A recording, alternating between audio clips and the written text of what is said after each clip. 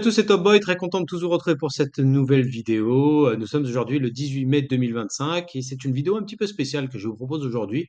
Comme je l'avais annoncé en début de semaine sur TikTok, pour ceux qui me suivent, j'ai pas fait de trading aujourd'hui. Alors, je vais pas m'étaler sur le sujet, je n'ai pas super envie, mais quand même, je me dois d'être transparent pour vous, ma communauté. J'ai perdu un ami très proche la semaine dernière, donc ça m'a pas mal. Voilà, j'avais pas vraiment trop la tête à faire du trading cette semaine, et puis en plus. Bah, j'estimais, vu qu'on avait tapé les 100% de profit la semaine d'avant, hein, avec l'objectif au-dessus des 20 000 euros, enfin des 20 000 pounds, pardon, j'ai voulu en profiter pour prendre une petite pause. Hein, voilà. Bon, ça veut pas dire que j'étais complètement déconnecté du marché. Hein, j'ai suivi ce qui s'est passé. D'ailleurs, c'est ce que je vous propose aujourd'hui.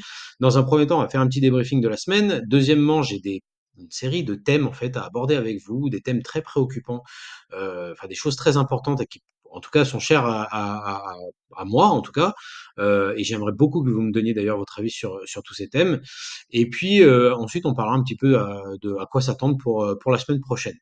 Donc c'était une semaine assez haussière, hein. Je pense que tout le monde l'a vu. On a eu des nouveaux plus hauts sur les indices, hein, Dow Jones, S&P 500, Nasdaq, etc. CAC 40, DAX surtout en Europe. Même sur l'or qui s'est repris après avoir tapé un point bas jeudi, rebondi sur le support, etc. Donc on était sur une semaine très où il y avait beaucoup d'appétit pour le risque. Il y a trois choses qui ont contribué à cet appétit pour le risque. Comme vous l'avez vu, début de semaine, c'est ce qui a joué, c'est surtout les discussions fructueuses qu'on a eues entre les États-Unis et la Chine à Genève le week-end dernier. Bon, il n'y a pas eu d'avancée extrêmement concrète, mais déjà on a des actes de bonne volonté, en tout cas de la part des États-Unis, ça fait plaisir, avec une suspension, une réduction des droits de douane pour un certain temps. Donc ça prouve en fait que les discussions vont dans le bon sens et ça a énormément rassuré les investisseurs qui justement s'en sont servis pour emmener les indices sur les nouveaux sommets lundi et mardi, enfin surtout sur la journée du mardi si je dis pas de bêtises. Ce qui a contribué encore plus à cet appétit pour le risque, ce sont les données positives qu'on a eues sur l'inflation américaine cette semaine, avec une inflation qui est ressortie en dessous des attentes des investisseurs. Et ça, c'est très bon signe, puisqu'en fait, ça augmente la probabilité d'une baisse des taux lors de la prochaine réunion du FOMC. C'est une bonne nouvelle, en fait. Ça prouve que bah, la pression des prix, la pression de l'accélération des prix, enfin de la hausse des prix plutôt, pour être très précis, s'atténue. Et ça, c'est bien. C'est bien. Donc c'est quelque chose que les investisseurs ont salué. On était dans une incertitude monétaire maintenant depuis quelques mois, et là de voir, c'était déjà le cas le mois dernier, l'inflation avait commencé à baisser, était déjà ressortie en surprise à la baisse par rapport aux attentes des investisseurs, et puis là c'est confirmé ce mois-ci encore une fois, donc ça c'est très très bien. Et c'est ce qui a alimenté, contribué en tout cas à alimenter l'appétit pour le risque des investisseurs. Et enfin, dernière news sympa, c'est la visite de Donald Trump au Moyen-Orient. Donald Trump qui a réussi à décrocher une promesse d'investissement historique, hein, 2,2 trillions de dollars, si je me rappelle bien, 2200 milliards de dollars. Alors, c'est pas du cash qui va arriver tout de suite, hein, c'est des promesses d'investissement à long terme. Donc, on a les pays du Golfe, en l'occurrence le Qatar, l'Arabie Saoudite et les Émirats Arabes Unis qui ont promis d'investir 2,2 trillions de dollars dans tout un panel de topics. En premier lieu, l'intelligence artificielle, donc des promesses d'injection de milliards dans l'IA et les puces électroniques en s'associant à des grands noms du secteur comme AMD ou Nvidia. La défense et l'aérospatiale, avec notamment bah, des promesses d'achat de matériel high-tech américain, des avions aussi. Donc tout ça, ça devrait avoir un fort impact positif sur l'industrie de la défense américaine. L'énergie et infrastructure, donc ils vont miser gros sur de l'énergie, donc des data centers et l'industrie des énergies renouvelables. Vous savez que c'est important, crucial, c'est même voire même stratégique pour les États-Unis de rester puissants dans ce domaine-là.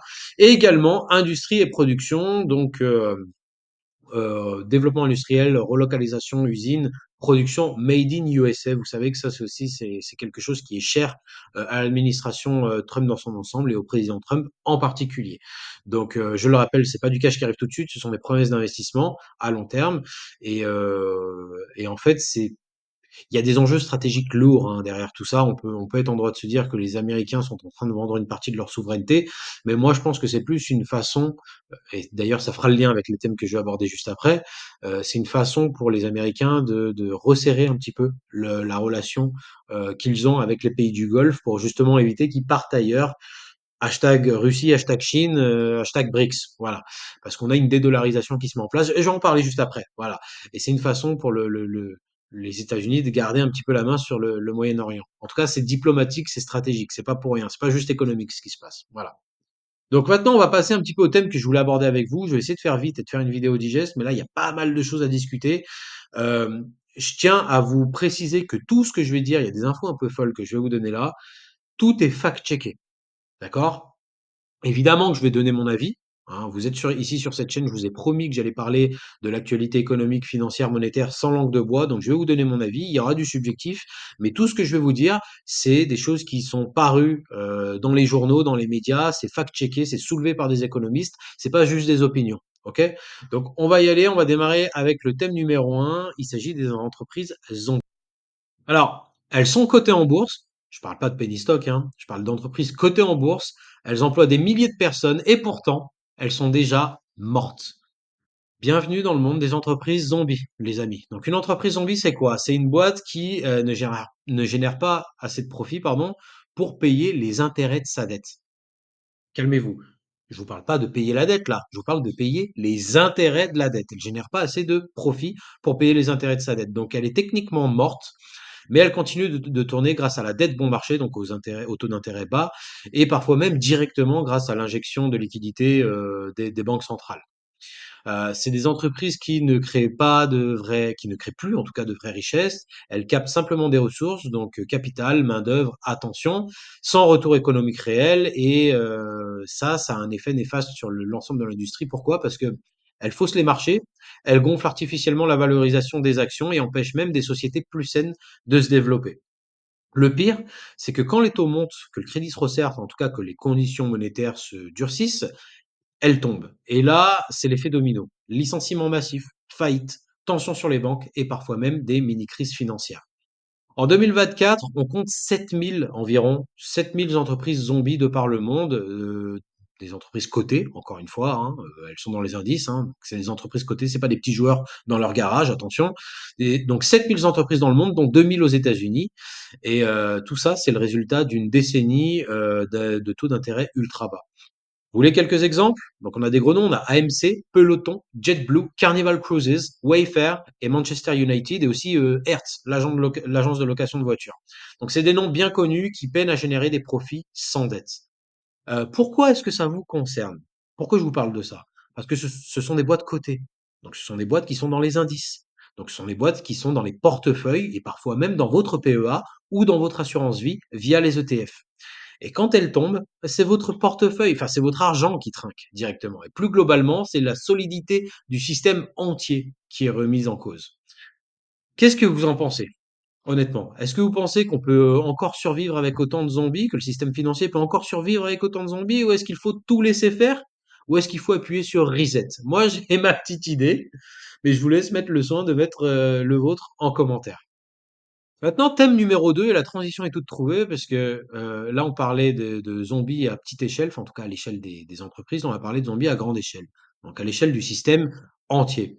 Le problème, c'est que il s'agit pas juste de quelques entreprises en difficulté, mais qu'il s'agit du système entier. Pas, le système entier n'est possiblement pas en crise ou pas malade, il peut être simplement déjà mort. Je vous explique.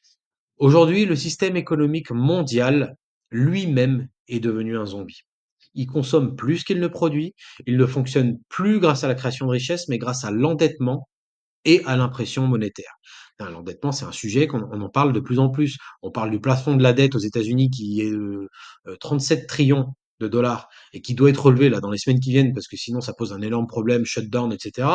On parlait de l'endettement avec Macron là en France notamment, le taux d'endettement de la France, comment il compte refinancer ça, etc. Donc c'est un vrai sujet. Les gouvernements, pas qu'en France, enfin pas qu'en Europe, pas qu'aux États-Unis, mais les gouvernements, de plus en plus de gouvernements vivent à crédit permanent. D'accord? Ce que je vous dis, c'est très grave, OK? Les banques centrales, elles impriment de la monnaie, non pas pour financer la croissance, mais juste pour éviter l'effondrement. Ça fait penser aux entreprises zombies qui, elles, empruntent non pas pour innover, mais simplement pour acheter leurs propres actions et gonfler artificiellement leur valorisation. Vous vous rendez compte à quel point le système est malade là? Enfin, le système, il est même pas malade, il est déjà mort. D'accord? La bête se doit d'être nourrie. comme je l'ai déjà dit dans un TikTok il y a pas longtemps. La bête se doit d'être nourrie. On s'endette pour éviter l'effondrement. C'est très grave ce qui se passe. En 2024, les États-Unis ont perdu leur triple A. Symbolique? Non. C'est pas symbolique, c'est un signal. La dette américaine n'est plus considérée comme sans risque. Et que fait la Fed? Je vous le donne en mille. Elle recommence à acheter des centaines de millions de dettes en mode discret. C'est ce qu'on appelle le stealth QE. Comprenez en français le quantitative easing discret. D'ailleurs, on va plutôt utiliser cette dénomination, cette terminologie française pour des besoins de confort de la vidéo. Donc, le quantitative easing, vous savez ce que c'est? C'est le processus par lequel les banques injectent des liquidités dans une économie lorsqu'elle est un petit peu à la dérive. Hein, on l'a vu notamment dans notre époque moderne, après la crise de 2008, on l'a vu après le Covid, etc. Et le problème du quantitative easing, c'est que pour qu'il soit réussi, faut pas simplement injecter des liquidités dans l'économie, il faut aussi, après, une fois que l'économie va mieux, il faut les retirer. C'est comme ça que le quantitative easing est un succès. Et là, ça fait quelques années que les banquiers centraux injectent des liquidités massives dans l'économie sans les récupérer. La réserve fédérale américaine, depuis le Covid, elle avait injecté mais des quantités incroyables. J'ai pas le graphique là à vous montrer, je vous le mettrai peut-être un peu plus tard sur un tweet ou quoi. Mais si vous regardez le bilan de la Fed, depuis le Covid, ça part comme ça en ligne droite à la hausse. Et c'est vrai qu'après, elle avait annoncé réduire son bilan, une réduction de bilan. Et on voit qu'elle avait commencé à réduire son bilan, mais elle l'a même pas réduit de moitié par rapport à tout ce qu'elle a injecté il y a 5 ans au Covid. C'est scandaleux ce qui se passe. Le résultat de tout ça, du fameux quantitative easing discret, donc le quantitative easing discret, c'est la même chose qu'un quantitative easing, sauf que la banque ne le déclare pas. Elle le fait de manière discrète. Ok. Euh, en fait, elle injecte massivement des liquidités dans l'économie, si vous voulez, mais elle l'annonce pas, elle le fait par des mécanismes de rachat de dette, etc. Donc le résultat, c'est quoi? C'est une accélération de la dédollarisation. D'ailleurs, dédollarisation, mettez ça dans votre tête, parce que c'est un sujet qui revient pas mal sur les derniers mois sur le devant de la scène, et on va en parler en détail juste après. Donc c'est une accélération de la dédollarisation, pardon. Les BRICS, le Moyen-Orient, l'Asie, tous cherchent à se libérer du dollar. Tous. Et pendant que les marchés montent artificiellement à cause de cette nouvelle liquidité, la liquidité que les banquiers centraux injectent dans l'économie, l'inflation continue de ronger le pouvoir d'achat.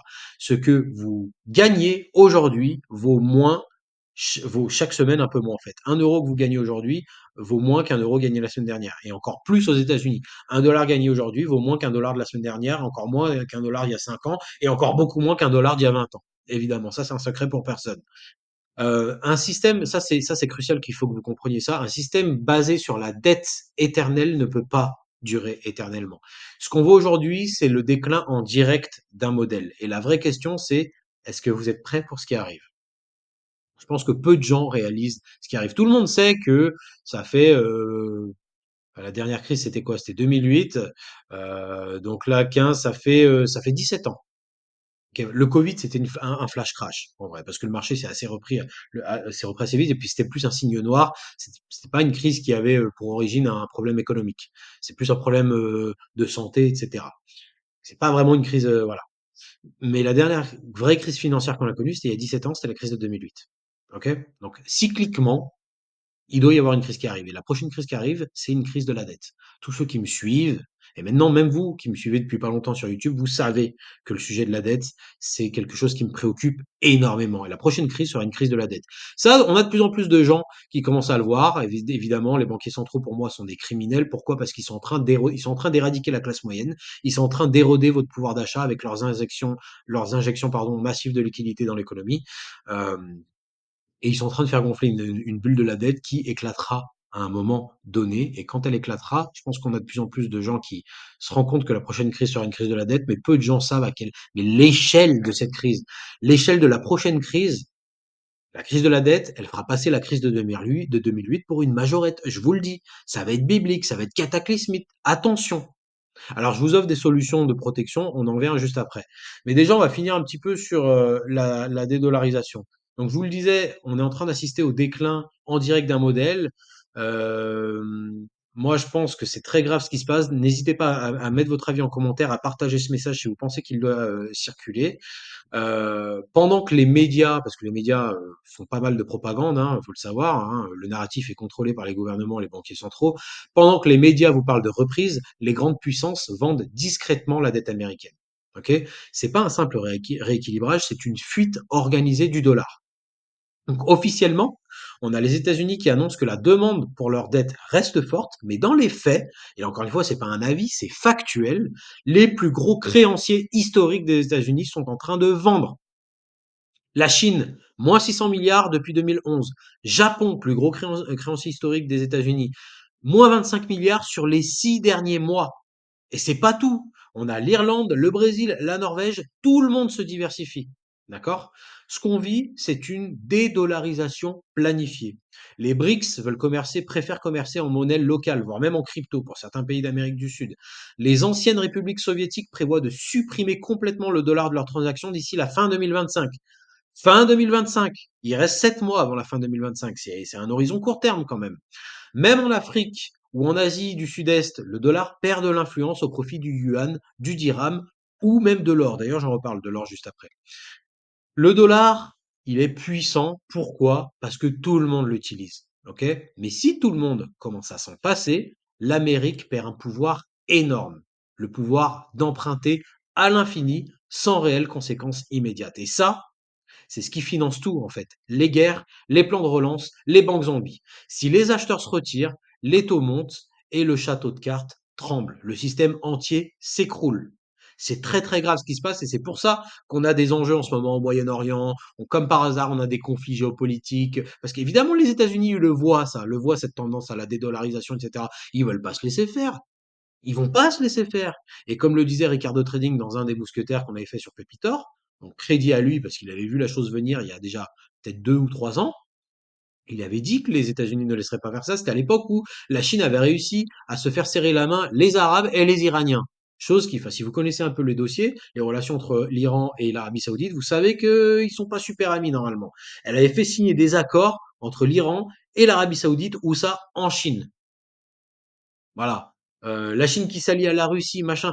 Le yuan qui se fait accepter comme réserve mondiale de monnaie mondiale. Enfin, je veux dire, tout ça n'arrive pas par hasard. Et comme par hasard, donc Ricardo l'avait dit à l'époque, crédit à lui, les États-Unis ne laisseront pas faire ça. Ils feront assassiner quelqu'un. Ils démarreront un conflit au Moyen-Orient. Cette année, qu'est-ce qu'on a?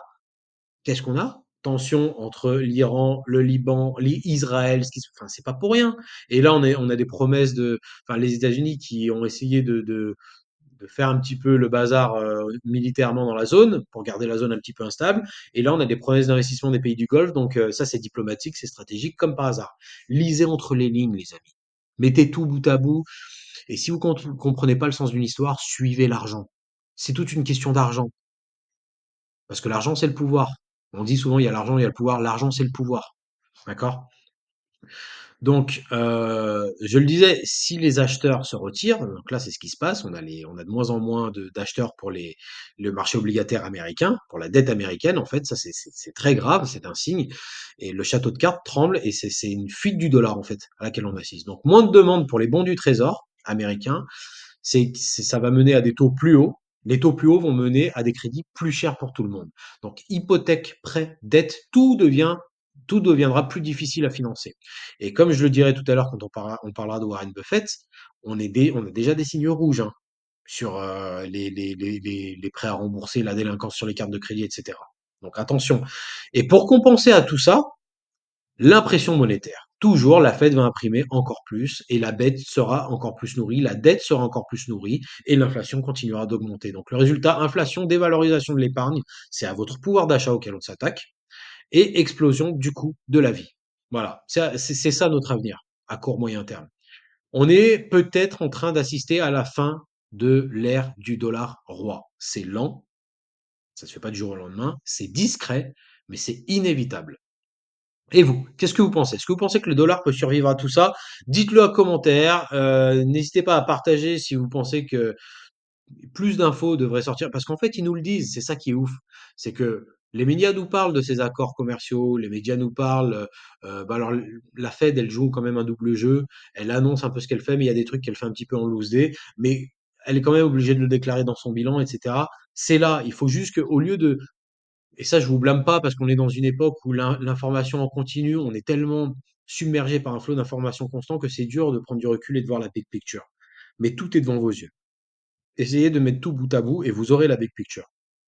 Donc maintenant, on va passer au thème numéro 4, pardon, et on va parler de l'or et de l'argent. Alors, dans un monde où on a de plus en plus de monde qui doute du dollar, les États impriment, les monnaies perdent de leur valeur, alors forcément, l'or revient au centre du jeu. Il n'est pas le seul, hein, d'ailleurs, on a l'argent qui se réveille aussi. Ok. Depuis des milliers d'années, l'or, c'est une monnaie. Je le répète, depuis des milliers d'années, l'or est une monnaie. C'est pas un actif, c'est pas une matière première, c'est une monnaie réelle. Ok. Pourquoi? Parce que il est universellement reconnu, parce qu'il ne peut pas être imprimé et parce qu'il résiste au temps et aux crises. Généralement, avec l'or, quand on vous dit investissez sur l'or, bon, vous serez jamais riche du jour au lendemain. C'est pas avec ça que vous deviendrez millionnaire. Par contre, c'est quelque chose qui résiste au temps, qui résiste aux effets de l'inflation notamment. Le dollar, lui, ne résiste pas aux effets de l'inflation. L'euro non plus. Les monnaies fiat ne résistent pas à l'inflation. On vient de le dire, hein. Votre pouvoir d'achat, ce que vous pouviez acheter aujourd'hui avec 10 euros, c'est pas ce que vous pouviez acheter il y a 20 ans avec 10 euros. Ok. Quand la confiance dans le papier s'effondre, l'or reprend sa place naturelle. Ok. Depuis la perte du triple A américain et le retour du quantitative easing discret dont on vient de parler, l'or a cassé des résistances clés. C'est pas pour rien. L'or était capé pendant des années en dessous des 2000 $ et là, d'un seul coup, on se retrouve à 3200 $, quoi. C'est pas pour rien, hein. On casse des résistances clés. Mais c'est pas juste un rebond technique ce qui se passe. On est sur un plus haut historique, donc ça peut pas être juste un rebond technique. C'est un vote mondial de défiance envers le dollar et plus globalement envers les monnaies fiat. Les banques centrales elles-mêmes achètent de l'or discrètement. La Chine, la Russie, la Turquie, et c'est pas pour faire joli. C'est une remonétisation silencieuse. En ce qui concerne l'argent, l'argent suit toujours l'or. Ok. L'argent est deux fois plus volatile que l'or, donc il le fait avec un effet de levier naturel. Historiquement, l'argent réagit plus fort et plus vite. Et aujourd'hui, l'argent est sous-évalué par rapport à l'or comme rarement. L'argent, c'est un de mes actifs préférés. Il est tenu à la baisse, sous-évalué, notamment à cause des manipulations faites par JP Morgan, etc. Mais ça, c'est un autre sujet, on pourra en reparler une autre fois. D'autant plus que l'argent, c'est un métal qui a aussi une forte demande industrielle. Il est notamment utilisé, vous le savez, dans la confection des batteries, des panneaux solaires, des puces électroniques, etc. Mais là, en ce moment, c'est sa valeur monétaire qui revient sur le devant de la scène. Donc, pourquoi est-ce que c'est important pour vous de savoir ça? Parce que quand les banques centrales perdent le contrôle, ce qui est en train d'arriver, hein, je le rappelle, l'or et l'argent deviennent les derniers remparts contre la dévaluation. Pas pour spéculer, pardon, mais pour protéger votre pouvoir d'achat dans un système qui imprime, qui emprunte et qui ment. D'accord? Et là, j'ai pas l'habitude de donner des recommandations sur cette chaîne, parce que j'ai pas envie de tomber sous le spectre de la recommandation, voilà. Surtout qu'en France, la législation est un peu tendue par rapport à ça. C'est d'ailleurs une des raisons pour lesquelles je fais pas de trading live. J'ai pas envie de tomber là-dedans. Mais moi, écoutez, si je peux être franc envers vous, moi, je sens qu'il y a une crise qui arrive et ça fait plusieurs années que j'en parle. Là, je pense même qu'il y a quand même, ça peut arriver. Je peux pas vous dire quand ça va arriver, mais c- là, l'étau se resserre et je pense que dans quelques mois, on y est potentiellement. D'accord? Je veux pas vous faire paniquer, hein. Je veux vraiment pas vous faire paniquer, mais là, il y a quand même des signes très concrets qui commencent à s'empiler. Vous allez voir, je vais enfoncer un peu le clou quand on va parler de Warren Buffett juste après, mais quand la crise de la dette va arriver, parce que oui, elle va arriver, la seule question c'est quand, euh, tout ce qui est lié à la dette ne vaudra plus rien. Et les monnaies fiat, euro, dollar, pound, ce que vous voulez, livre sterling, machin, franc suisse, encore que le franc suisse est assez protégé finalement, mais ça va perdre énormément de valeur. Donc moi, si j'ai un conseil à vous donner, orientez-vous vers des actifs qui sont pas liés à la dette. Or, argent, crypto, des actifs que vous détenez. Hors argent, je parle que de ces métaux-là. Évidemment, il y a les terres rares qui peuvent être une bonne idée de placement, de protection. Tous les métaux en ium, hein, palladium, lithium, etc. Ça peut être pas mal aussi. Mais vraiment, et quand je vous parle d'or, d'argent, je vous parle pas de produits dérivés. Je vous parle de produits physiques. Allez acheter des lingots. Moi, c'est ce que je fais depuis des années, hein. Je vous le dis, hein. Je fais du DCA sur de l'or et de l'argent depuis des années. D'accord? Ça, c'est des choses qui vous protégeront. Crise de la dette, ça veut dire que tout ce qui est lié à la dette, ça sert à rien d'avoir 200, 300 000, 500 000, 1 million d'euros sur un compte épargne. Déjà, en France, peut-être qu'ils viendront piocher dedans pour éponger la mauvaise action de la Banque Centrale Européenne. Et puis, deuxièmement, même s'ils le font pas, l'euro, ça vaudra plus rien en fait. Vous voyez ce que je veux dire? L'or, par contre, ça a une valeur intrinsèque. C'est vous l'avez. C'est pas lié à la dette. L'argent aussi, les cryptos aussi. Vous voyez? Donc, bon, on en reviendra. Encore une fois, je ne veux pas tomber trop dans la recommandation. De manière générale, j'aime bien vous dire qu'il faut se diversifier en tant qu'investisseur. Il ne faut pas tout mettre ses billes dans le même panier. Enfin, mettre tous ses billes, pardon, dans le même panier. Donc, diversifiez-vous et n'hésitez pas à vous protéger parce que la prochaine crise, elle arrive. Ne serait-ce que statistiquement, elle doit arriver. Et en plus, là, tout converge vers une crise de la dette. Donc, bref, si vous faites confiance aux banques centrales, enfin, est-ce que, d'ailleurs, c'est ça la question. Est-ce que vous préférez faire confiance aux banques centrales ou à 5000 ans d'histoire monétaire? L'or ne promet rien, mais il tient toujours. Donc, dites-moi si vous en possédez ou si vous comptez vous en procurer davantage, etc. Moi, en tout cas, j'ai fait mon choix. Je vous laisse faire le vôtre. On va parler maintenant de Warren Buffett. Ça, c'est une news qui est sortie cette semaine. C'est très intéressant. Très, très intéressant. Donc, Warren Buffett, l'investisseur le plus suivi au monde, surnommé accessoirement l'oracle d'Omaha, hein, le mec voit les choses arriver avant qu'elles se produisent, se débarrasse discrètement de ses actions bancaires. Et si vous connaissez votre historique, enfin son historique, pardon, vous savez ce que ça veut dire. En ce moment, on a Berkshire Hathaway, donc le fonds de gestion qui est dirigé par Warren Buffett et qui est l'oracle d'Omaha, qui a vendu massivement ses parts dans plusieurs banques. Il a vendu tout Citigroup. Voilà, il a soldé ses positions sur Citigroup. Il n'a plus aucune action Citigroup. Il a réduit Bank of America. Et il a réduit son exposition à Capital One également. C'est discret, mais c'est net. Et c'est pas la première fois qu'il le fait juste avant qu'une crise éclate. Ok. Souvenez-vous, en 2007, Warren Buffett, c'est le mec qui, juste avant la crise des subprimes, réduit son exposition à Freddie Mac et Fannie Mae. En 2020, juste avant le crash du Covid, qui, je le rappelle, n'était même pas une crise économique, hein, c'est une crise sanitaire, juste avant le crash du Covid, il vend toutes ses actions de compagnies aériennes, notamment Airlines. 2025, il sort des banques, discrètement comme d'habitude. Moi, je m'attends à quelque chose. Je ne sais pas pour vous, mais moi, je m'attends à quelque chose. Alors, évidemment, il le fait pas pour rien, il sent que c'est en train de chauffer, il y a plusieurs signes qui s'empilent et d'ailleurs je vais vous en donner quelques-uns. On a une hausse des défauts de crédit, notamment concernant les crédits, automobiles, les cartes de crédit, on a de plus en plus de défauts de paiement sur les cartes de crédit, et puis, défauts de paiement sur les prêts perso. Voilà, donc une hausse de défauts de crédit, ça aussi c'est un des signes précurseurs qu'il y a eu en 2007-2008. Crise latente dans l'immobilier commercial, notamment sur les bureaux. Voilà, on a une crise qui est en train d'arriver sur l'immobilier commercial, hein, pas des ménages. Des banques en pleine perte latente non déclarée. Donc là, ce qui se passe, c'est qu'on a les banques qui sont sur des pertes non réalisées colossales, quoi. Elles sont pas déclarées parce qu'elles sont pas encore réalisées, les positions n'ont pas encore été clôturées. Mais les pertes latentes sont colossales. Voilà. Donc ça, c'est d'avoir rien que ces trois premiers trucs là, vous réalisez, vous avez une hausse des défauts de crédit, donc des gens qui ont de plus en plus de mal à payer leurs emprunts. Crise dans l'immobilier, même si c'est corpo, ça reste l'immobilier, c'est quand même un marché qui reste solide normalement. Et en plus des banques qui sont sur des pertes latentes colossales non réalisées, je veux dire, les planètes s'alignent pour une crise, quoi. C'est pas pour rien qu'on voit Warren Buffett enfin vendre les banques en tout cas. Buffett, ni il achète ni il vend au hasard. Ok, il se place toujours avant les titres, toujours, il l'a toujours fait. Et s'il part maintenant, c'est qu'à mon avis, il pense qu'on approche d'un point de rupture. Ils vont pas pour rééquilibrer, il prend le canot de sauvetage. D'accord. Est-ce qu'on est à la veille d'un nouveau moment Lehman Brothers, comme on a vu en 2007-2008? Peut-être. Voilà, je vous dis pas que c'est sûr, je vous dis peut-être. En tout cas, on a les mêmes signes annonciateurs. Ce qui est sûr, c'est que pour ceux qui regardent Buffett, vous avez plutôt intérêt à ouvrir les yeux. Parce que, enfin, je sais pas. Est-ce que vous pensez qu'il est en train de fuir le secteur bancaire pour rien, ou est-ce qu'il sait exactement ce qu'il fait? Là aussi, j'ai encore ma petite idée, mais je vous laisse vous faire le vôtre et le soin de le mettre en commentaire. Euh, Moi, je pense quand même que ça pue. Franchement, ça pue. On a quand même des taux d'endettement des banques centrales et des États qui sont au plus haut historique et qui continuent de partir de manière exponentielle.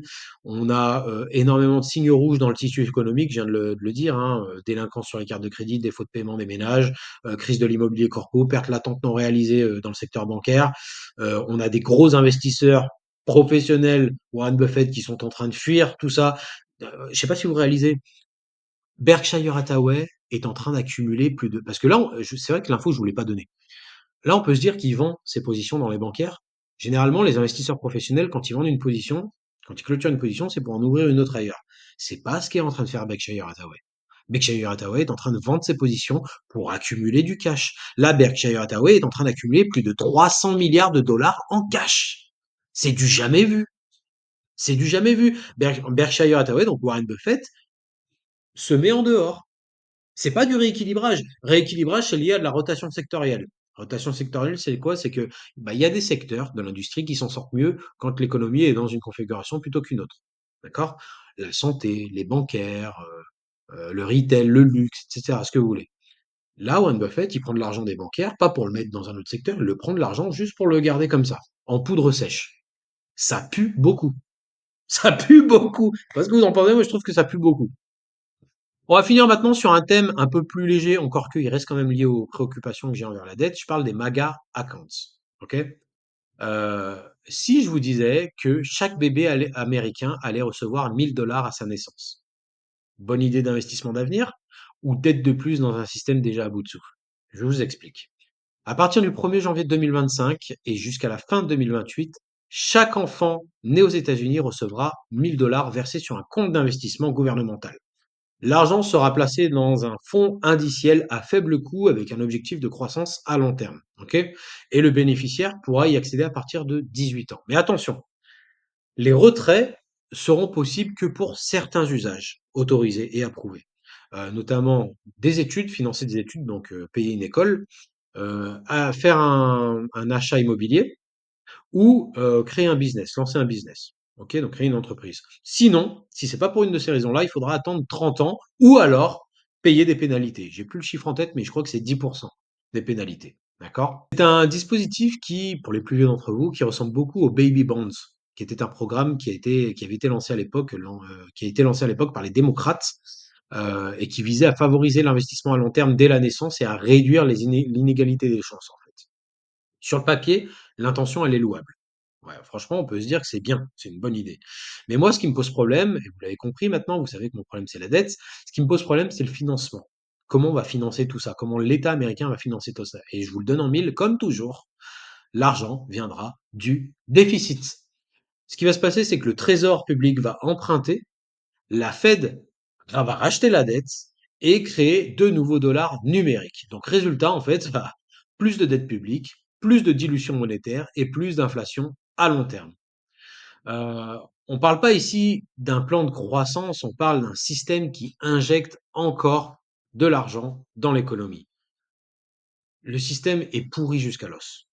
Aux États-Unis, là je parle beaucoup des États-Unis, mais c'est la même chose en Europe, même si c'est un peu plus nuancé quand même.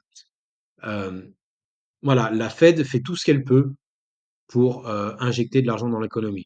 Euh, on injecte de l'argent dans l'économie, mais sans création de richesse réelle. Et encore une fois, c'est la Fed qui crée l'illusion de la prospérité via de la dette. Et ces 1000 $ à la naissance, c'est juste une nouvelle façon de repousser l'échéance. Voilà. Donc, est-ce un vrai plan pour aider la jeunesse à investir ou un placebo dans un système en pleine décomposition? Dites-moi ce que vous en pensez. Bonne idée, mauvaise idée ou illusion bien emballée. Encore une fois, j'ai ma petite idée. Alors, je vais finir la vidéo là-dessus. Enfin, je vais pas finir la vidéo parce que je dois faire le débriefing de la semaine prochaine, mais je vais finir ces thèmes-là. Pourquoi je pense que la Fed est criminelle et fait tout ça à dessein? Il y a toujours un pourquoi. Mais la Fed, en fait, elle travaille dans l'intérêt des gros PDG, des gros actionnaires. Parce que pendant elle dévalue le pouvoir d'achat des ménages américains en injectant massivement des liquidités, qui profite de ça? C'est les marchés financiers. Les marchés indices sont au plus haut, alors qu'on a de plus en plus de signaux d'économie faible. On a évité de peu une récession aux États-Unis, là, il y a quelques semaines déjà encore. On a des délinquances sur les cartes de crédit, des ménages qui arrivent plus à boucler leur fin de mois. On a 70% des Américains qui peuvent pas faire face à une dépense imprévue de 400 $. C'est complètement fou ce qui se passe. Et pourtant, on a des marchés boursiers, des indices sur des plus hauts historiques. Non, mais vous vous rendez compte à quel point les marchés financiers n'ont plus aucune connexion, plus aucun lien avec l'état réel de l'économie enfin des pays, pardon. C'est juste un casino géant. Et la Fed, la BCE, avec leurs actions d'injection de liquidité, elles sont en train de défoncer la classe moyenne. de créer une nouvelle crise de la dette, mais pendant ce temps, elles enrichissent leurs petits copains, PDG des grands groupes, actionnaires des grands groupes, etc. C'est eux qui s'en mettent plein les fouilles, hein. Quand vous avez une action qui progresse de 50% ou qui est au plus haut historique, bah, c'est l'actionnaire qui est content. Il prend des dividendes, son patrimoine augmente, le vôtre, en revanche. C'est pour ça, moi, et c'est là où je vous donne une opinion purement subjective, Christine Lagarde, Jérôme Powell, là, tous ces gens-là, là, c'est, non seulement c'est des criminels, mais ce sont vos ennemis. Ils vous ont déclaré la guerre, ces gens-là. On parle du plus grand transfert de richesse de l'histoire moderne. Ils sont en train de toute la richesse, l'épargne des classes moyennes, pour aller le donner aux actionnaires et aux PDG des grands groupes, aux grands argentiers de ce monde. En fait, c'est ça qui se passe. Et le pire, c'est que quand la bulle va éclater, ça va être encore à vous de payer. Là, on en parlait cette semaine en France, là, ils évoquent la possibilité d'aller taper dans votre épargne. Non mais sans déconner. La France, moi, ça me rend malade. C'est le pays où on est le plus taxé au monde. Hein. On est taxé, impôt sur le revenu, impôt foncier, TVA, droit de succession. Non, mais sans déconner, droit de succession. Vous connaissez un pays où vous avez quelqu'un qui a payé un bien immobilier toute sa vie. Il a payé des taxes foncières sur ce bien immobilier. Et quand il veut le donner à ses enfants, bah, ses enfants doivent payer encore une taxe. Mais c'est complètement malade, ça. Moi, ça me scandalise des trucs comme ça. C'est de quel droit? L'État vous vole, en fait. L'État vous vole. Je suis désolé. Pourquoi les, les, les gens qui veulent faire des entreprises se barrent tous à l'étranger, etc. C'est pas pour rien. On l'aime la France. On l'aime notre culture. Mais ils abusent quand même, je veux dire. Oh. Et là, ce que font les banquiers centraux, c'est criminel. Ils sont en train de prendre tout l'argent de la classe moyenne pour aller le donner aux grands groupes. Voilà, l'écart entre les plus riches et les plus pauvres se creuse, et continuera de se creuser. Et aujourd'hui, on a de plus en plus de milliardaires, mais on a de plus en plus d'ultra pauvres et la classe moyenne va disparaître. Voilà. Donc, les amis, s'il vous plaît, faites-moi plaisir. La crise, elle arrive, je vous jure qu'elle arrive. Peut-être qu'elle va prendre plus de temps que ce que je pense, peut-être, mais elle arrivera. Protégez-vous. Croyez pas que d'empiler vos euros sur votre compte épargne, ça va vous protéger. Protégez-vous. Protégez-vous sur des actifs qui sont, premièrement, pas liés à la dette et que l'État ne pourra pas venir prendre. Très important. Voilà. Bon, maintenant que ça c'est dit, on va passer un petit peu au débrief de la semaine prochaine. Alors, on a quelques stats intéressantes. On a notamment donc lundi les données sur l'inflation européenne en matinée.